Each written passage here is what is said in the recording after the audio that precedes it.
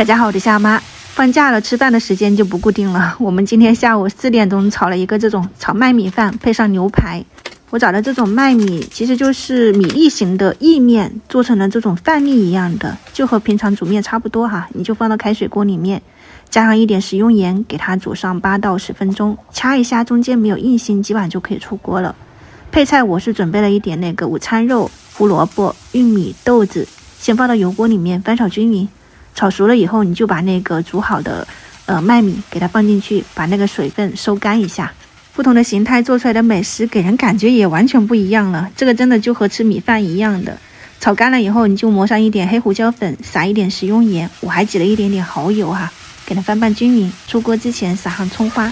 家庭里面自己做的这一种彩酥炒麦米饭，很糯、很弹、很滑，和平常米饭完全不同的口感。就很香哈，而且饱腹感又很强。喜欢的话呢，可以去试一下。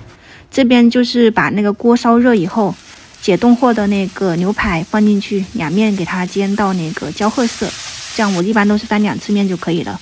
中途放了一点大蒜，没有剥皮，自己种的迷迭香，吸一下它那个香味。然后再用剪刀剪成小块。自己在家里面吃的话呢，这样会方便一点。后面的话呢，你可以用那个黄油再稍微给它煎一下，增加奶香味道。我们今天的家常版本煎牛排就煎了3块哈，就是4、5个人吃。再抹上一点那个黑胡椒粉，撒上那个欧芹大蒜盐，摆在炒饭上面，一人一盘。今天的中晚餐就搞定了。